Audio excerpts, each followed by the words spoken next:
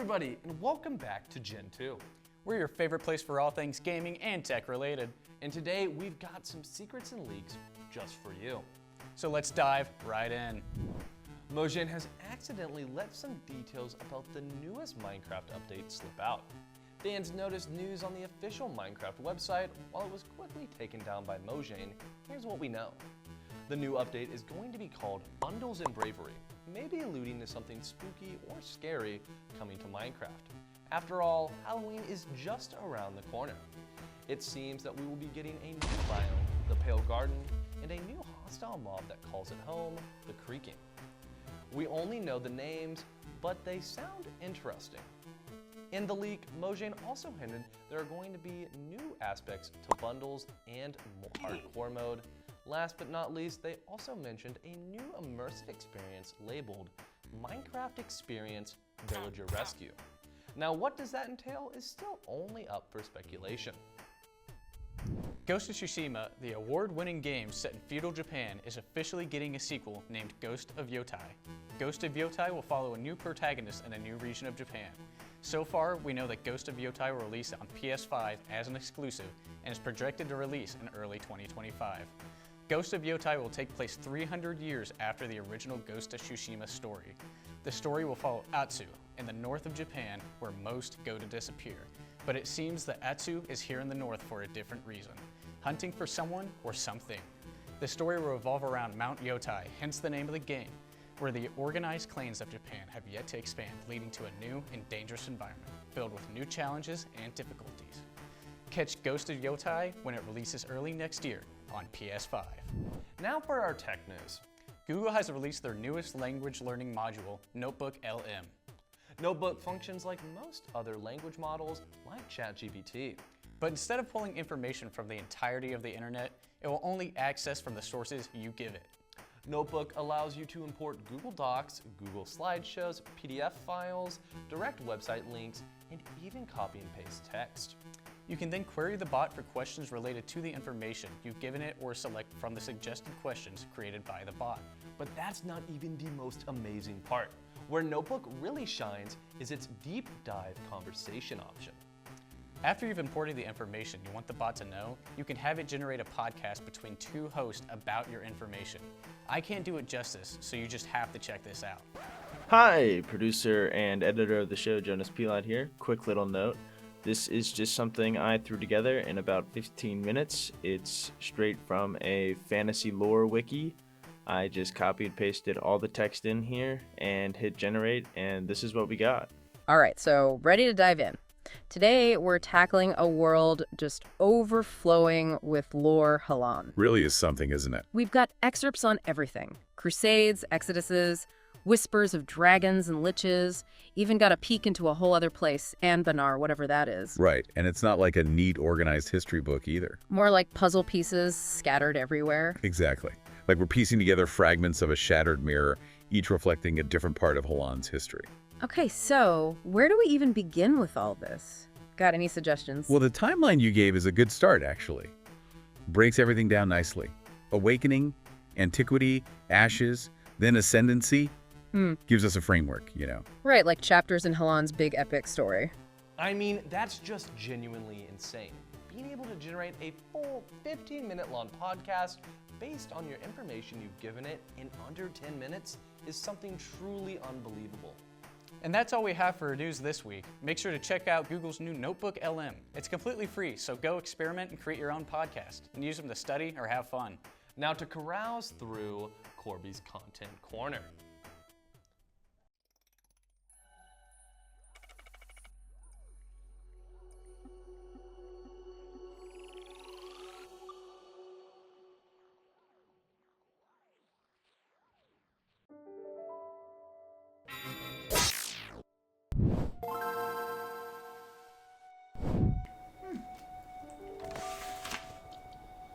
Oh, hey, didn't see you there. Welcome back to Corby's Content Corner, the show where I talk about games I'm passionate about. Today, let's talk about a classic short indie shooter game. Super hot. Super hot. Super hot.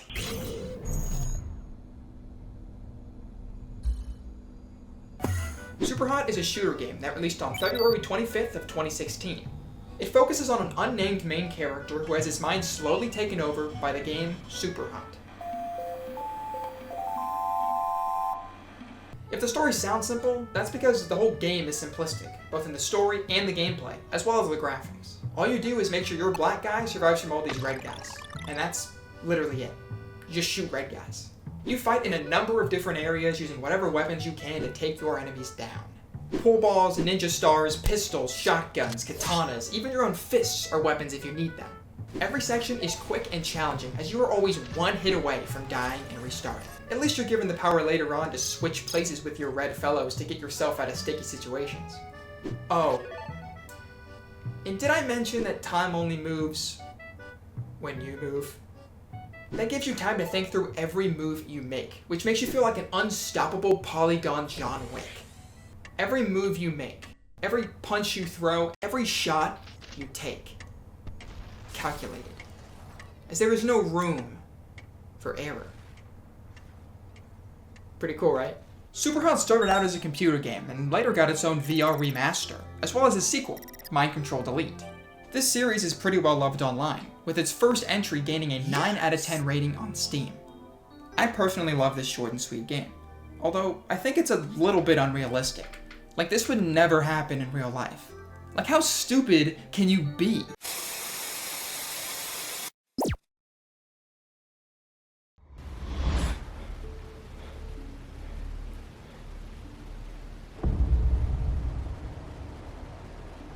Where am I?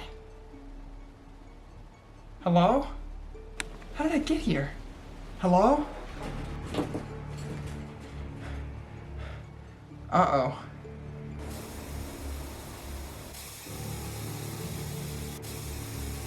What the?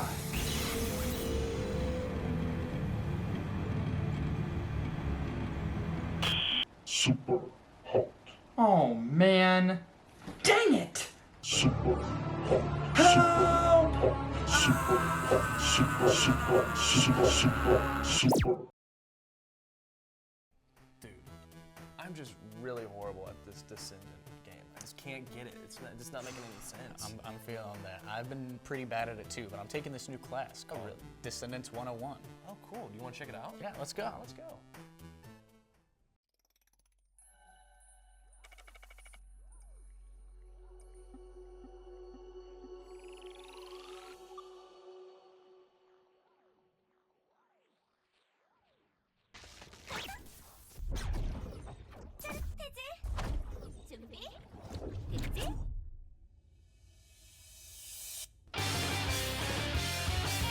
Hello everyone, and welcome back to another episode of Descendant 101. I'm Zach Greiner, and this week, we have one of the game's most unique, and arguably one of the best, Descendants in the game, and a must-have for players who want to get through a grind quick and easy. This episode's about the electric trailblazer, Bunny. Bunny is a pretty crucial character for anyone who wants to get into this game big time, and that's thanks to her insanely efficient abilities that are effective in every scenario she's in. Boss damage, mission, free roam, it doesn't matter. No matter where you bring her, Bunny's going to be doing most of the heavy lifting while simultaneously being one of the easiest characters to use, because if you build her correctly, you'll barely even have to use a gun with her. Bunny's abilities work in a way that's pretty unique. She's one of the few Descendants that has the standard MP bar for ability energy, as well as an additional bar below that's unique to her specifically. It shows your overall built-up electricity. See, to build this bar up, Bunny has to constantly be on the move by walking, jumping, or sprinting, which will allow you to use more abilities the higher it fills up. If she stands still for far too long, it'll slowly drain back down, and you'll have to recharge it back up before using any more. Her first ability is called Throw Bomb. It's a small ball of lightning Bunny can chain to nearby enemies. It's pretty useful when you gotta get something out of the way pretty quick. Her second ability is her most important one, Speed of Light. This ability allows Bunny to break into a full-on sprint, which quickly regenerates more electricity for her to use more abilities. Her third, Lightning Emission, is by far one of the best, if not the best, ability in the entire game. Once activated, a large ring of pulsing lightning will surround Bunny and do tick damage to any nearby enemies. So pairing this with Speed of Light makes her an absolute beast when it comes to clearing out mobs of enemies in seconds. Her fourth, Maximum Power, allows her to channel all the current built-up electricity into a high-damage focused beam. The more electricity you have built up, the longer it'll last and the more damage it'll do. However, a small personal preference of mine is to switch this out with a different mod called Electric Condense, which swaps the beam out for a timed explosion that does massive damage all essentially at once, which basically turns Bunny into a walking electric nuke. And her passive, as explained before, does two things. It allows her to build up electricity with movement and causes a small AoE damage area anytime she lands after a double jump. The Bunny isn't without her flaws. While she does have a high, insane damage output and high MP energy, she's also a glass cannon. Most of her natural stats are catered toward her MP stats at the cost of having low defense. But given how insanely useful she is in just about everything, it adds a nice balance to her gameplay. Just throw a couple mods that bump up her overall defense and you should be just fine.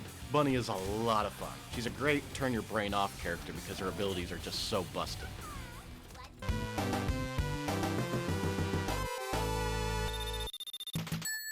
That's all I have time for today, but check back next week when we go over one of the most important Descendants in the entire game. This has been Zach Greiner on Gentoo, signing off. What are you doing, Gabe? Whoa. Dude, that Ghost of Yotai game is getting me pumped up. Is it? Well, let's check out storylines. I've heard they're doing one over Ghost of Tsushima. Okay.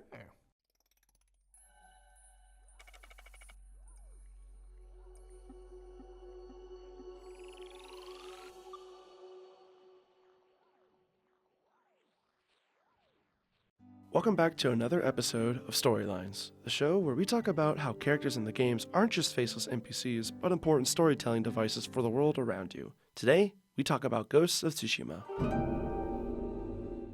Ghost of Tsushima is a 3-act story action-adventure game released by the company Sucker Punch that sets you in the 1200s during the first Mongol invasion in Japan. You play as Jin Sakai, an ex-samurai who survived a fatal encounter with the Mongol leader Khotan Khan, and work your way back to full strength with the help of the people around you in the world to free Japan from the Mongol invasion. Along the journey, you explore the beautiful open world and really get to connect with the NPCs through the main story. Yuna is one of the core NPCs in the game, serving as a guide and friend to Jin. She is the dominant NPC in the story, as she helps in assisting the development of Jin both as a character and becoming more like a ghost and fighter of the people. People of Yanakawa, hunt every Mongol to the last man! Spare no one! For Yanakawa! She is also the sole reason for him abandoning his samurai code in order to gain the upper hand on the enemy. Through her, he learns fighting tactics that help elevate him more and solidify himself as being the Ghost of Tsushima. I am the ghost, and you will be judged for it.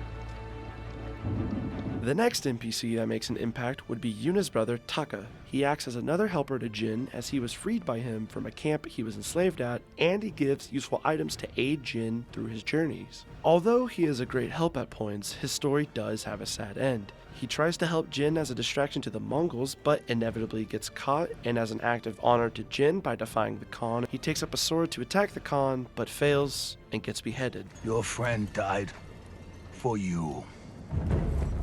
The final NPC to talk about would be Jin's uncle, Lord Shimura. As Jin becomes more like a ghost, Shimura becomes more disappointed in him and tries to get him to stop these ways and leave Yuna, and even offered him to become his son at one point, in which Jin refuses his offer so he can help his friends in his own ways. Their relationship concludes in a climactic final fight where you fight him with no gimmicks and a last honorable fight. You are then given a choice to honor his death wish and give him an honorable death. I will make sure he will be remembered as a great warrior, a wise leader, and a father. Thank you, my son. Find me in the next life. Or embrace your new title as the Ghost and spare him. The ghost will be hunted for the rest of his days. It's a hard decision if you want to let him die with honor or live with you denouncing your honor and becoming a hero to the people. That's all the time I have for today. Catch me next week with the new episode on Cyberpunk 2077. I'm your host, Logan Hill, signing off. Kirsten, what are you doing here? What do you think I'm doing here? Making TikToks? And it's not about what I do. It's about what we do here. So we start with storyboarding the content we want to create for our clients. It could be anyone from small businesses, nonprofits, and organizations both on campus and in the Maryville community. We write, we film, we edit, we create, and then we wait. So if you're someone who thinks you need us, we are KNWT Creative Services. Television connects. You put our heart and soul into delivering a quality broadcast just for you. Whether it's sports, community events, and much more, we have fun bringing these events to you. KNWT Live brings that feeling of being at Northwest anywhere you go. So join us in the experience.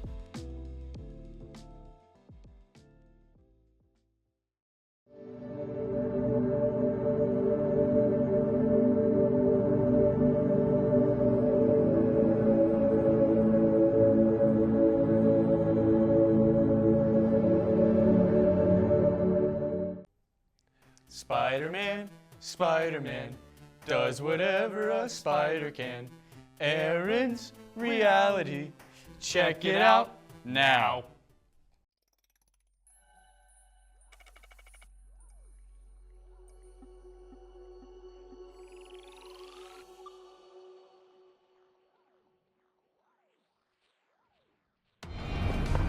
Put on these glasses, and you'll enter the world of the game. Hello everybody and welcome to my reality. My name is Aaron and this is Aaron's Reality, the show where I put my sanity on the line every week so you don't have to. In a way, I'm kind of like your virtual hero. It's an honor, actually, but please hold your applause. I do this for you, the viewer. Also, I get to use the VR lab for free as long as it's for academic purposes. To fit the role of the people's hero, I thought it best to dress the part. Spider-Man Far From Home Virtual Reality Experience.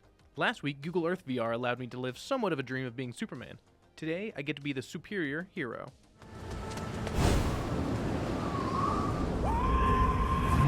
This virtual experience was launched back in 2019 to promote the theatrical release of Spider-Man Far From Home. This game has you playing as MCU Peter Parker, stopping drones and giant debris bots.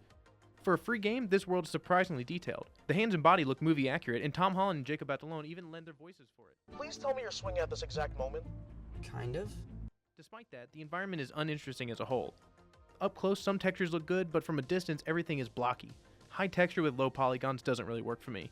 Also, this power switch that can't be interacted with looks really good, but why? These earned the LOD a 5 out of 10. Since we're all Spider-Man on the inside, it's practically a necessity to feel it on the outside too. Web refilling and sound design is nice, but the annoying and unremarkable drones pull me out of it. The story mode overall was subpar. It doesn't relate to the movie in any meaningful way. But when you get into that swinging groove, 6 out of 10 for immersion. Being able to move around the city like Spider-Man sounds so appealing. The problem is I'm doing it in VR, so I'm just standing in one spot and my brain can't understand that. I don't think this is really a surprise for anyone that this game can cause motion sickness. The thing that may actually surprise you is the swinging isn't the issue. In fact, it's the least disorienting aspect of the game. Being on foot, however, does. And when the robots disable your web shooters constantly, combat will force you to run and climb. There's a comfort mode, but it limits your view so much it'd lower the immersion even more. Motion sickness is going to fall at a 5 out of 10. Although I didn't care for the story mode, I believe the free play is where it shines. You start to flow between Tarzaning through the city and reloading your webs, and it's relaxing at times. But I got bored pretty quick. I played for about 40 minutes, and I felt that I've exhausted all that I can do. Since the enemies aren't interesting enough, it doesn't feel like I'm actually saving anything. 4 out of 10 for the vibe check, making the overall score a flat 5 out of 10. Average. Considering it's technically just a playable advertisement, this is a very nice score. I would usually say where you could play Spider-Man Far From Home VR, but the game was only available for a short period, so you can only play it if you add it to your library while the movie was being promoted. If you do want to get into a game that'll have better details, immersion, lack of motion sickness, and overall vibes, I recommend purchasing Spider-Man 2 for the PS5. Well, that's all for this video. Thank you all for watching, and I'll talk to you later. Yeah, what is Forgotten Games supposed to be doing this week? I kind of forgot what they're doing this week. Let's just look at the pack to see what it's about. Let's see.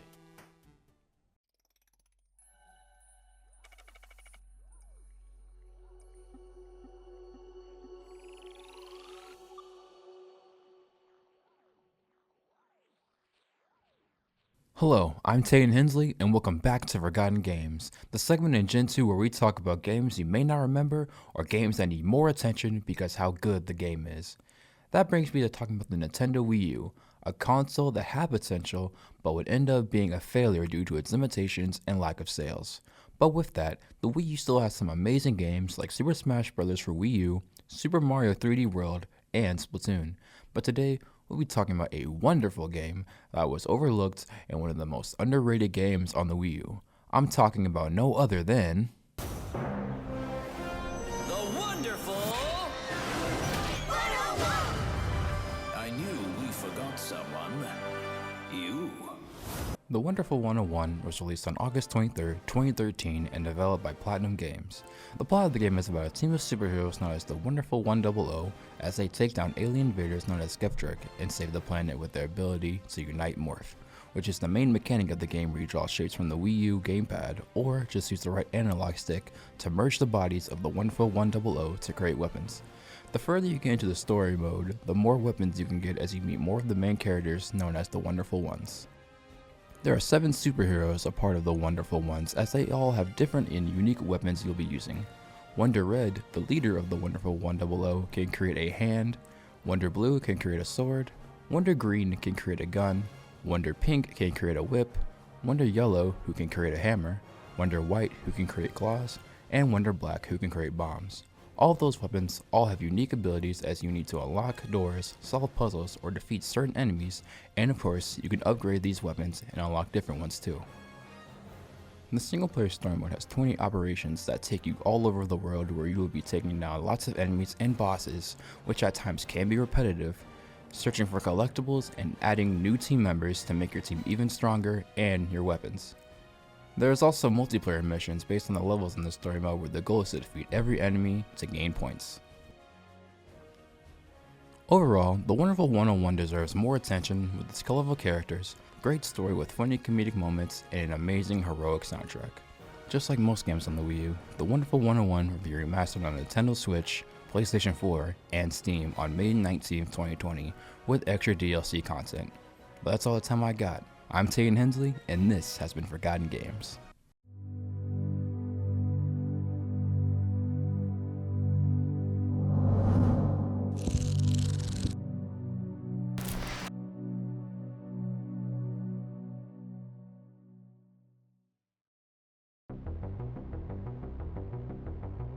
I fight for a new life. I fight for redemption. We fight to survive. I fight because I have to.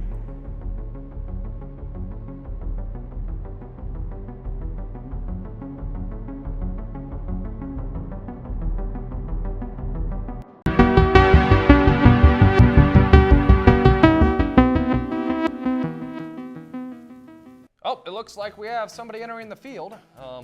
It's Saturday to Sunday. Oh, Saturday to Sunday. I've heard that's quite nice. Let's check it out.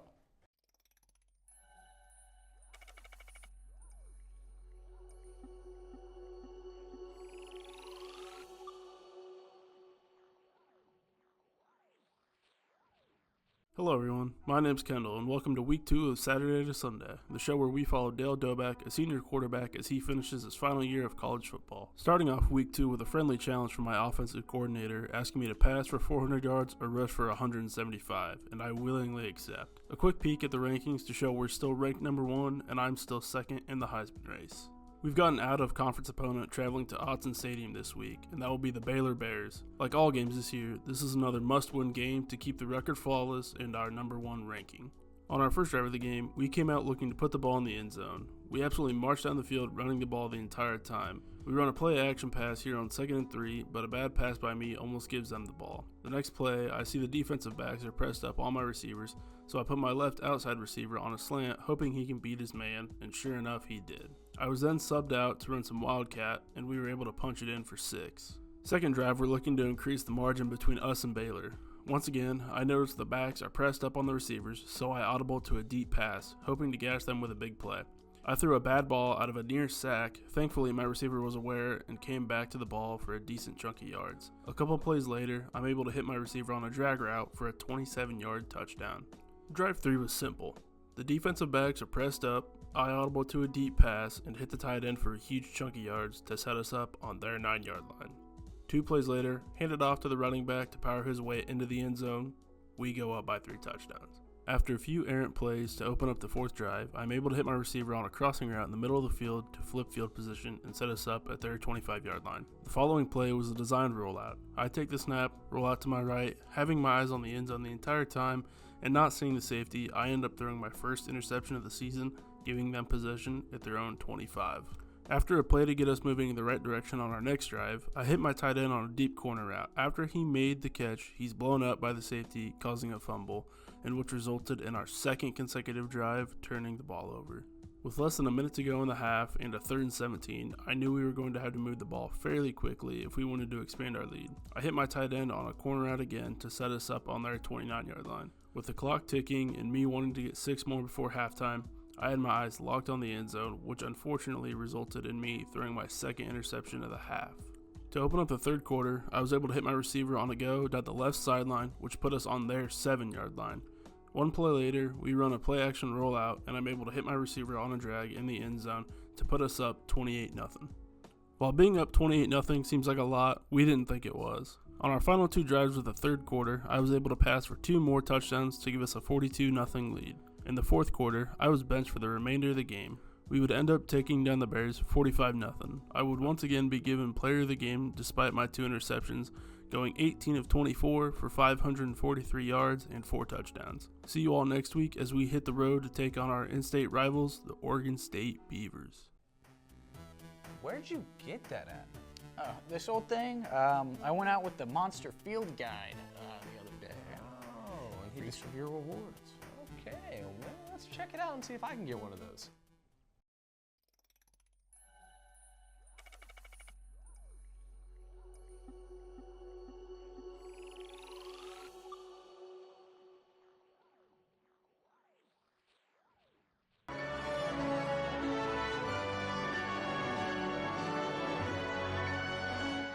Greetings, hunters, and welcome to Monster Field Guide Iceborne, the show where I catalog the monsters found in Monster Hunter World's Iceborne expansion. I hope you kept your coat from last week because we're staying in the Hoarfrost Reach to cover a fan-favorite monster from Monster Hunter 3, Barioth. This Scroll Kitty is a terrifyingly effective hunter, and this week, I'll show you why it's become such an iconic monster. If you remember from last season, I discussed the differences between bipedal flying wyverns like Legiana and quadrupedal flying wyverns like today's subject. These quadrupedal flying wyverns tend to be less mobile in the air, using their arms for more offensive purposes, or for bursts of speed to close a gap or to quickly escape. Barioth actually breaks this mold a little by being the best flyer in the subcategory of wyverns. A unique monster deserves a unique name, so how about we get to it? Barioth has 2 root words within it. First part is berium, the Arabic word for wild, based on its aggressive nature. The second part is behemoth, an old Hebrew word first found in the Book of Job, describing a large primordial beast. This likely reflects Barioth's obvious prehistoric inspirations. But just what are they? It's pretty easy to see that based on Barioth's enlarged fangs and feline-like appearance, its main inspiration comes from the Smilodon, an extinct genus of saber-toothed cat that lived from 2.5 million to 10,000 years ago. Much like the large felines, Barioths have used their large fangs in order to penetrate deep into the necks of their prey, either to crush their windpipe or to pierce an artery. A unique feature that aids in this fact is that Barioth's fangs resemble blade-like protrusions, meaning they can slash into the flesh of their prey, inflicting heavy blood loss, meaning that any bite will almost certainly result in Barioth securing their meal. The last notable feature of these fangs are their amber color, a trait we see in real life with beavers and other rodents, due to their iron-rich enamel making their teeth much sturdier. One of the most impressive abilities of Barioth is its elemental capabilities. Like other monsters, Barioth has an organ, theirs being referred to as a cryosac, that houses a supercooled liquid that freezes once it comes in contact with the cold air. Due to how it expels the liquid through lung exhalation, the resulting blast turns into a small ice cyclone upon contact with the surface, ensuring large monsters are hit and debilitating them with the sheer cold and icy debris. It hunts by aggressively chasing down its prey, using its impressive flying capabilities to quickly get in front of its soon-to-be meal, striking at them with their claws and going for the kill with their fangs. Using its wings and claws together, Barioth can cling to walls, leaping from them to attack from any angle with incredible speed. Barioth boasts armor plating all the way down its spine, ending at its exceptionally long tail, which it can utilize by swinging it all the way in front of itself to create some space or to bludgeon large monsters that it faces in combat. Lastly, Barioth is brought to Iceborne to act as the first big challenge for the expansion as the player transitions into the new highest difficulty and the gatekeeper of the mid-game. Barioth also leaps off the walls to attack players, providing a challenge not given by any other monster. But that's all the time we have for this week's episode. Join me next time as I catalog the black wolf bird, Yangaruga. And that's all we have this week for Gentoo. Don't forget to like and subscribe and leave a comment down below about your favorite show. Will you knock it off? Dude, come on. I was just having fun. Shoot over at least. Like, you can stop poking me when I stop reading. Dude, I just was like, I just thought it was kind of funny. You think you like it? Oh, hey! You like Hey! it? Yeah, it's not nice.